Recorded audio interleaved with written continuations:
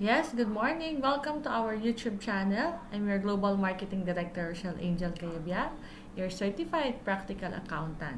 So kung bago ka ngayon sa aking channel, kindly like, share, and subscribe para pag may bago tayong video ay ma-notify ka. So, sa mga kawais natin, di ba? Bakit tayo ngayon nandito? Because I want to share with you things I learned, skills that I learned, especially character skill that helped me achieve whatever dreams I had right now. Hindi naman kasi overnight yung success. There are a lot of things that we have to change in our inner self bago natin makuha yon. So last time, I discussed about flexibility. Now, my topic for today is executive decision. Ano yung executive decision? Kasi there are a lot of people na akala natin nag-decide na tayo. Nag-decide na tayo sa mga pagpapayat, nag-decide na tayo na mag-healthy living, or nag-decide ka na talagang magpapagawa ka ng bahay. But the question is, executive decision ba yon? Bakit anong pagkakaiba ng decision sa executive decision? Because when you say executive decision, you have the intention to really take action. So, paano mo malalaman na papunta ka talaga doon sa gusto mo?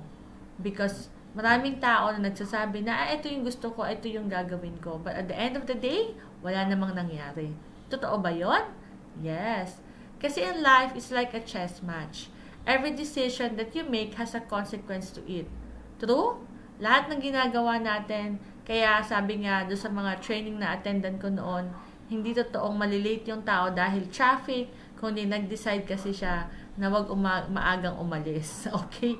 So, every time you do things, gigising ka na ba, mag-aalmusal ka na ba, or mag-skip ka ng breakfast mo, may mga consequence yun. If you eat a lot of rice, may consequence din yon. If you take a lot of soft drinks, may consequence din yon.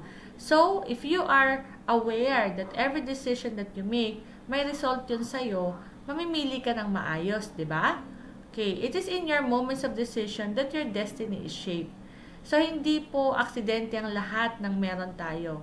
We can always have a choice. The relation that we want, the health that we want, the finances that we want. Lahat doon, wala tayong ibang pwedeng sisihin, kundi sarili lang natin. Once natutunan mo yon na you take charge of your life, lahat naman ng gusto mo, makukuha mo din. Kasi you have the power to decide. So, executive decision means may commitment ka talaga. As in, kumbaga, whatever it takes, gagawin mo yung dinesisyonan mong kailangan. You can accomplish it, whatever distraction, challenges along the way, talagang sisikapin mo na magawa siya ng maayos. For example, if you're a cancer patient, kasi nag-decide ka talagang healthy life, ang dami kong nakikita na may sakit na talaga nagbabaon sila ng pagkain nila, hindi sila umaasa kung ano yung isi-serve lang sa kanila during the event. That decision is executory. Talaga nag-iingat, di ba? Kaya lang karamihan, hindi sila consistent. So, being consistent is a part of having an executive decision. So, what are the 5 steps in decision-making process? Number 1 is identify your goal. Ano ba talaga yung goal mo? Kasi one of the most effective decision-making strategies to keep an eye on your goal. Kasi yung decision mo every day, every minute, every hour, kailangan naka-align dun sa goal mo. If you decide to lose weight, so ano yung mga decisions mo every minute? Halimbawa, may in-offer sa'yo na cake, so hindi mo nakakainin yung buong yon. Or better, wag ka na ngang kumain. Kasi hindi siya aligned sa goal mo mag-lose weight. Diba? So, what else? Sa finances, goal mo na maging debt-free ka at age 50. So, hindi ka mag-venture dun sa mga bagay that will recur another debt. So, kung papasok ka man dyan, for example, you are now on your 46 or 47, kailangan 3 years term lang siya. Kasi nga, may goal ka. And of course, yung goal na yan, committed ka talaga dyan dapat. 'Di ba? So, ito yung goal, to be financially free. So, what are decisions every day? Huwag ka papasok dun sa mga bagay na magre-recur or mag-incur ng goal na hindi siya aligned dun sa 3 to 5 years goal mo to be debt-free, di ba? Step 2, gather information for weighing your options. So, ano ba yung magiging result? For example, in our part, nag-decide kami nun magpabahay. Pag hindi kami nagpabahay or magkaroon ng sarili naming office, ano yung magiging resulta? So, hindi kami makakabelo ng mga meetings namin. Samantala kung magpabahay kami, ano mangyayari? Yes, magagalaw yung savings, pwede magkaroon kami ng housing loan, pero ano yung magiging effect? Makakapagkanda kami ng meetings on our own. So, there are always consequences in every decision.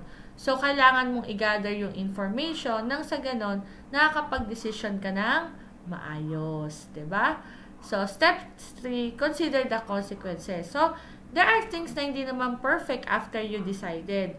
Lagi nang may mga setbacks. Kaya lang, huwag ka dapat magpapatumba or huwag ka magpapatalo do sa consequences kasi always look for the solution. Lagi nang may solution.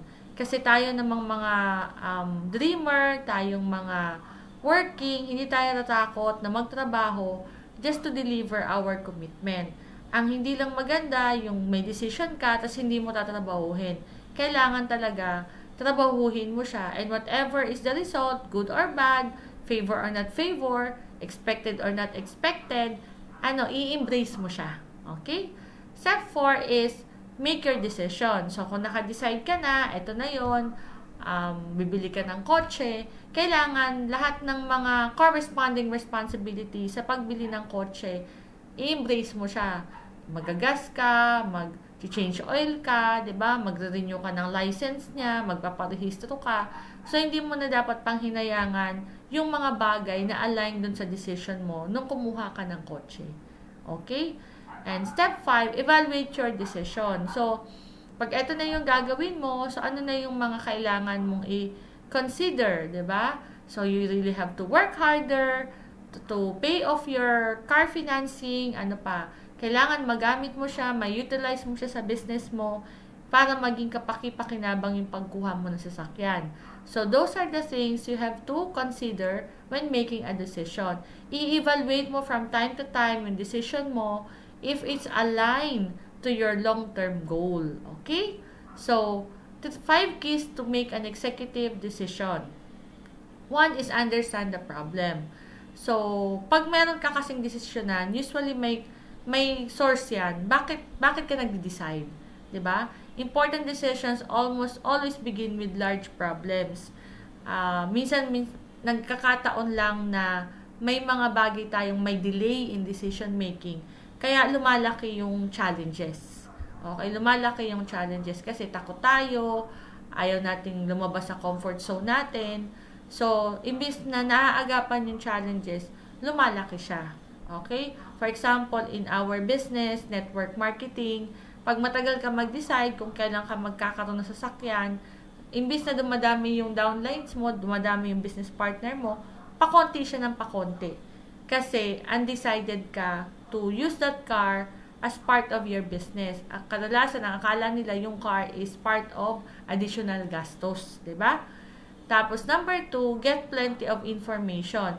You might have an in-depth knowledge of your company and industry, but there always room to learn more. So, kahit gaano ka nakatagal sa business mo, kailangan marami ka pa ring research, marami ka pa ring inaaral, don't stop growing. Kasi once na dumating ka na sa point na ang katwiran mo is, alam ko na yan lahat, ay nako, mas mahihirapan ka mag-grow. Dating yung panahon na magiging plateau na yung business mo. So, gather plenty information, innovate, be creative because as the owner of your business, kailangan nasa top ka lagi ng pag-aasikaso ng negosyo mo. Okay? Number 3, always align the goals.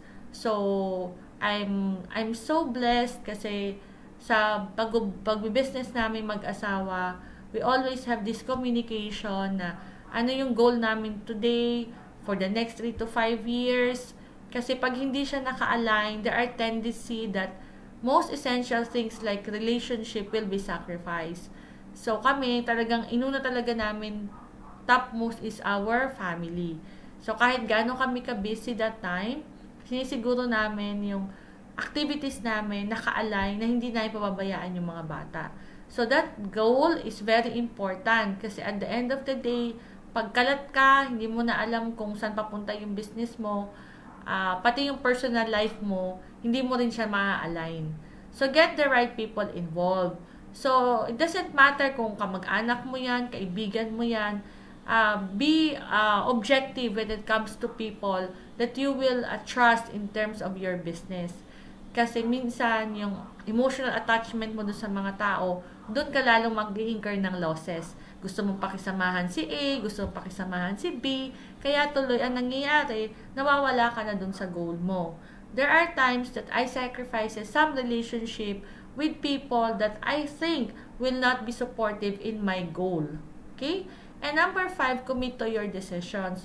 Once you committed to your decision, nobody can stop you. Yun ang meaning ng commitment.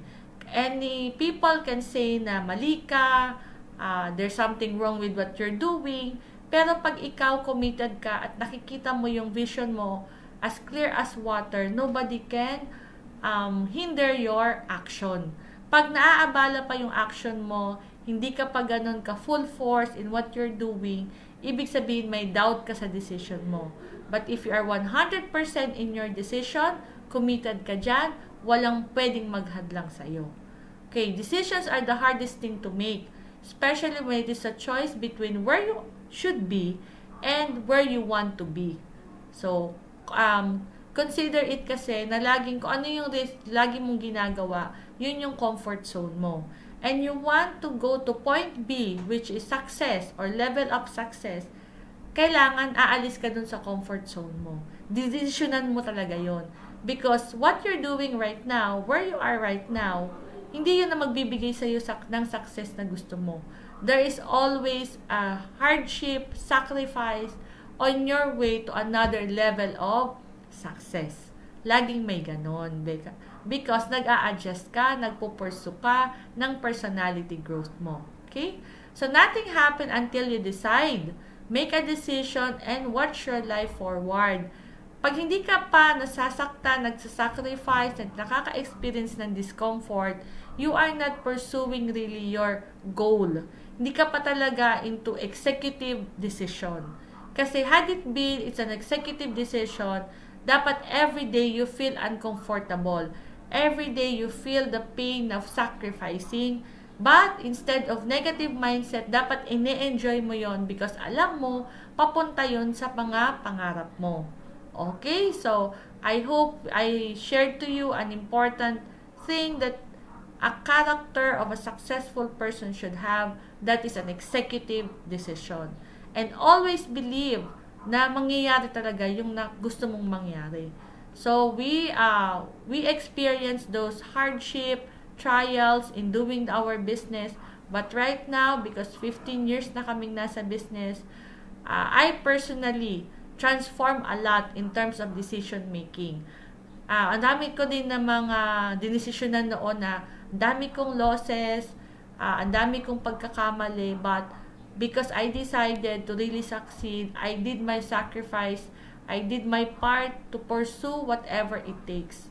Sabi ko sa sarili ko, hindi ako papayag na naging successful yung iba, ako hindi ako magiging successful. So, I'm sure, pangarap mo din magkabahay, magkaroon ng sariling kondo, magkabili ng sasakyan, maka-travel. So, don't worry, as you pursue these material things, the best thing that you will receive is your personality growth. The person that you will become, because you will learn what executive decision making is all about. Ito yung talagang hindi ka matitinag. Para kang nanay na hindi ka matitinag na ibigay yung best sa anak mo. Ganong klaseng decision every day. So, for my last sharing, I want you to watch this video because it's true that a lot of people will not believe you along the way. But if you have an executive decision, nobody can stop you.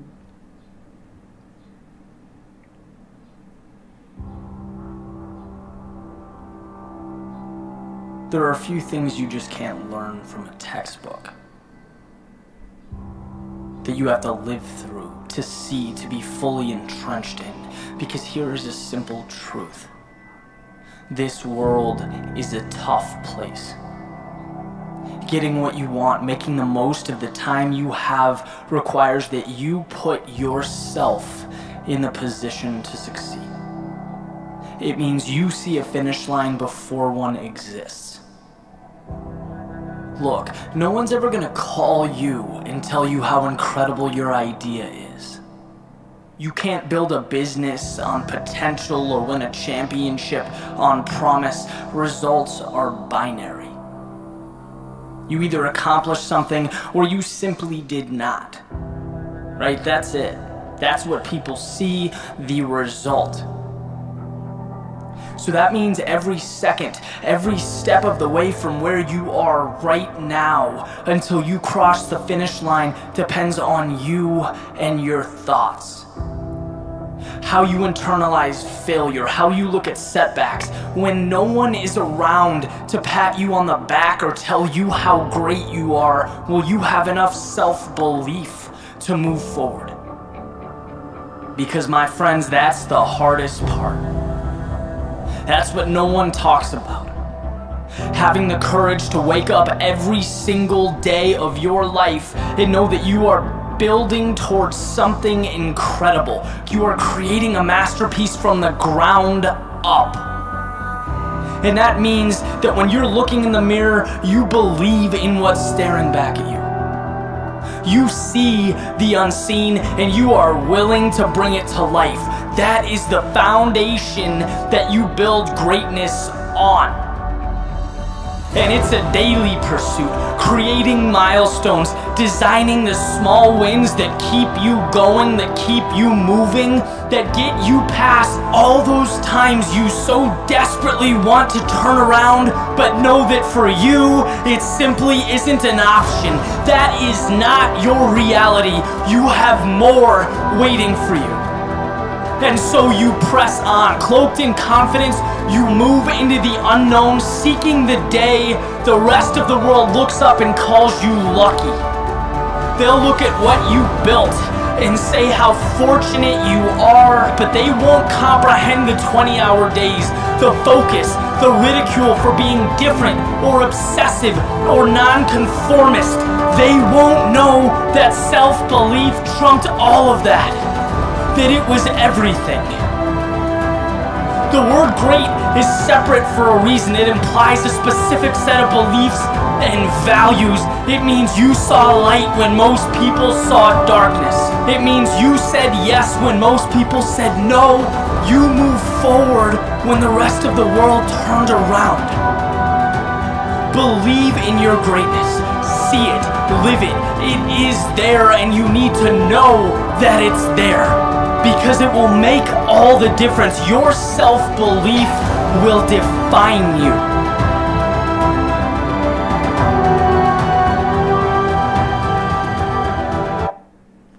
Okay, so that's the saying that I want to share to you. It's a constant reminder to all of us to continuously believe in ourselves, because life is meant to be the best life that we should have, that God gave us. So that's all. Thank you so much, and see you again on our next video.